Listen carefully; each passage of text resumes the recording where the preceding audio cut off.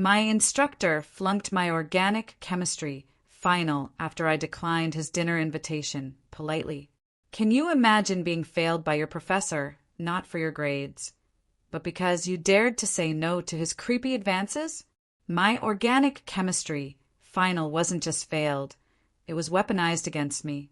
And the truth about what he did next? It will absolutely shock you. For months, I'd been living a lie. My parents, bless their hearts, thought I was pre-med material, bragging to everyone about their future doctor. The reality? I was drowning in organic chemistry from day one. I failed the very first quiz, and from then on, I was basically copying homework from my roommate, Haley, who'd taken the class last year. I'd tweak it just enough, so it didn't look identical, but the core work was all hers. Just in case Professor Kelly ever asked, I figured I could explain it. But he never asked. Instead, he started keeping me after class. He discussed my potential, standing just a little too close, his hand on my shoulder when I got something right, telling me I was his brightest student. I knew I wasn't, not really, but I played along. I needed him to believe I was smart, to keep him from looking too closely at my fraudulent homework. Then, about 6 weeks in, the offer started. First, coffee. I said I was too busy. The next homework, AD, Haley's original work, got an A. Mine was almost identical. When I questioned it, he dismissed me, saying my work lacked depth, and again offered to help me outside of class. This time dinner, an Italian place downtown. I panicked, stammering about a boyfriend. The next assignment came back with an F. This time he even wrote clear signs of academic dishonesty, but quickly added he'd give me a chance to improve with personal tutoring. By midterms, I was officially failing. Every single assignment, no matter how carefully I copied Haley's work, came back with worse scores. Professor Kelly stopped being subtle. He'd mention how beautiful I looked, confused by chemistry concepts, how he could make everything clear if I'd just let him. Then the text started, from his personal number. Late at night. Reconsidered my offer. What are you doing? Are you alone? I never responded, not once, but they kept coming. Each buzz of my phone made my stomach clench with dread. Last week was the final. I swear, I studied harder than I ever had in my life. I actually understood the material this time, but when he handed me the test, it was different. Everyone else was working on basic reactions, stuff we'd covered. Mine? Graduate-level organic synthesis, problems we'd never touched. I tried my best, my hands shaking, knowing I was failing right then and there. After the exam, he asked me to stay behind. He said he was disappointed, but there were other ways to show mastery. Then he put his hand on my knee. My whole body seized up. One dinner could change everything, he whispered. I pulled away, scrambled out of my chair, and left without saying a single word. I felt sick. Yesterday, the grades posted. An F in organic chemistry. My GPA plummeted, below the scholarship requirement. My parents were devastated. They demanded to know what happened. I couldn't tell them the truth about copying homework. They'd realize I'd been lying all semester. So, I just said he was a tough grader. That's when things got weird. My dad decided to call the department. The secretary, completely unsuspecting, said Professor Kelly had mentioned me often. Apparently, I was getting special tutoring at his house on Thursday nights, 6 to 10 p.m. He'd even logged it as official office hours. She casually mentioned his wife, June, had even called once to confirm I'd be coming for dinner after tutoring. Dinner. I've never been to his house. Every Thursday night, I work at the campus bookstore. My manager can confirm it. I looked up his address. 40 minutes from campus. Then, I checked the online office hours log. Sure enough, every Thursday for 3 months, a tutoring session with my name at his home address, notes saying I was receiving remedial instruction in advanced organic synthesis. The exact topics on my impossible final. Haley's eyes went wide. This sounds familiar, she said. Her friend, Lisa, took Kelly's class 2 years ago. Same thing. Refused his advances. then suddenly failed everything. Lisa dropped the class mid-semester and changed her major. Haley reached out to her. Lisa confirmed it all. Kelly had been documenting fake tutoring sessions with her, too. His wife had called her once, asking why she hadn't shown up for dinner. Lisa got scared, dropped out, never reported him. She didn't think anyone would believe her over a tenured professor with a wife who supposedly knew about the tutoring. This morning, an email from Professor Kelly. Subject line, office hours clarification. My hands were shaking so hard I almost dropped my phone. He wanted to clear up any confusion about my tutoring schedule and discuss my academic trajectory. The email was professional, careful, like he knew someone else might read it. No mention of harassment or the failed grade or anything that had actually happened. He talked about invested time and helping me succeed. And then an attachment, a copy of his office hours log. All those fake Thursday night sessions, my name next to them. At the bottom, he wrote that he hoped we could resolve any misunderstandings before they escalated further. My blood ran cold. I screenshotted it and sent it to Haley. She called me 2 minutes later, her voice tight. Do not respond to anything without talking to a lawyer first. My hands were still shaking when my dad knocked on my door. I knew. Right then I couldn't pretend anymore. I had to tell him everything. About copying Haley's homework, about lying about my grades, and then about Professor Kelly. About him keeping me after class, standing too close, touching my shoulder. About the dinner invitations, the declining grades, the different final exam. My dad's face went from confused to angry to this terrifying, stone-cold calm.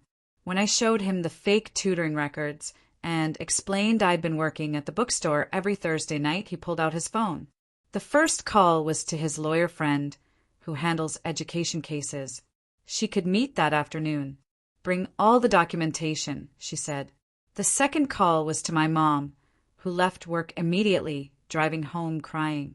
She kept apologizing, saying she was sorry for making me feel like I couldn't tell them I was struggling.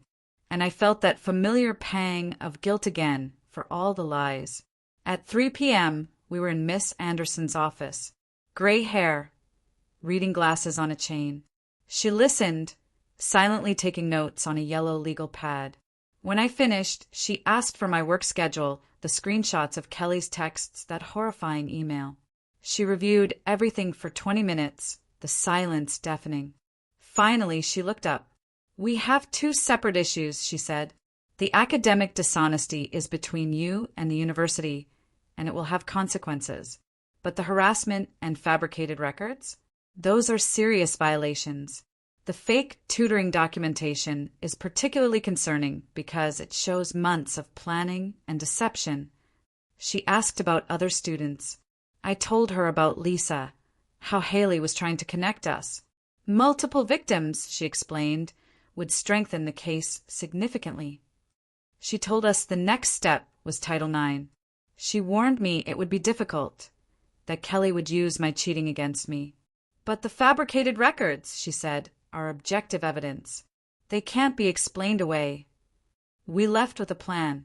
The next morning, I met with Ruth Connor, my academic advisor. Her office was filled with plants and motivational posters. She'd always been nice, but how would she react to this? I started explaining about the homework, my voice cracking halfway through. Ruth handed me a tissue box and waited. I told her everything. Failing the first quiz, my fear of my parents, copying Haley's work. Professor Kelly keeping me after class, the touching, the dinner invites, the declining grades, the rigged final. By the time I got to the fake tutoring records, I was sobbing. Ruth's expression shifted from concerned to absolutely furious. When I finally finished, she picked up her phone. I need Melissa Fitzpatrick from the Title IX office, she said, to come to my office immediately. Melissa arrived 15 minutes later, young, maybe 30, with dark hair and a bun. She introduced herself, explaining she coordinated all sexual harassment investigations for the university. Ruth stayed for support. Melissa started asking questions.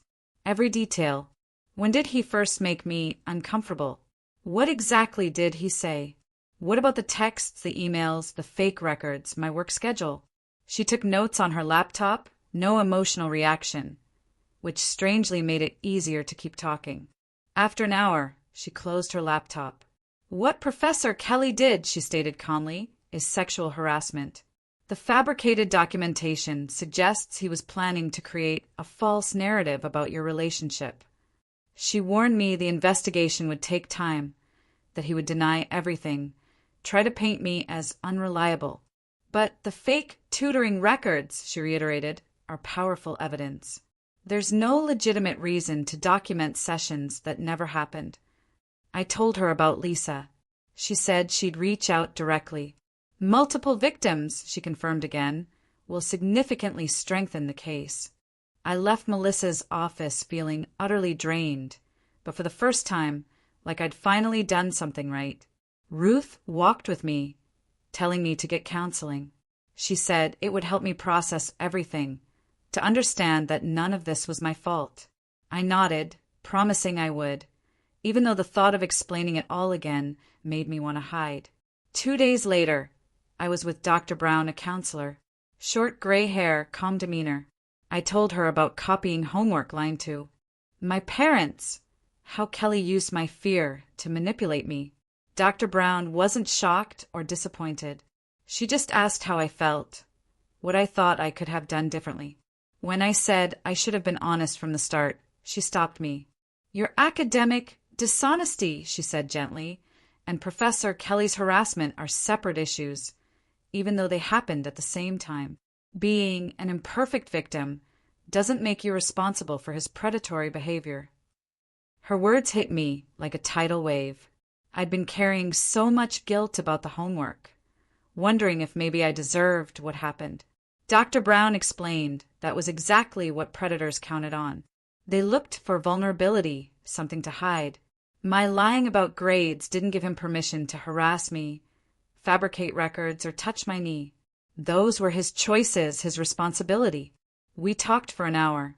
By the end, I felt lighter, like I could finally separate the shame of cheating from the violation of his actions. 3 weeks later, Ruth called me into her office. Good news. The university changed my organic chemistry grade from an F to an incomplete. They were letting me take a comprehensive makeup exam with a different professor. 2 weeks to study the entire semester's material.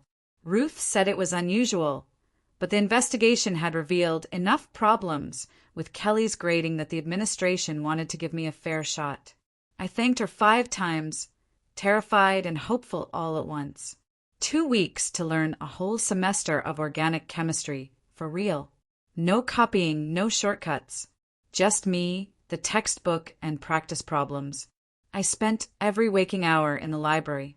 Haley helped me sometimes, but this time she was teaching me, quizzing me, making me explain my reasoning aloud. It was hard, frustrating, and some nights I wanted to give up. But I kept thinking about Dr. Brown's words, about earning things honestly. On exam day, I walked into Professor Wilson's office, sweaty palms and racing heart. The problems were challenging but fair. Material we'd actually studied.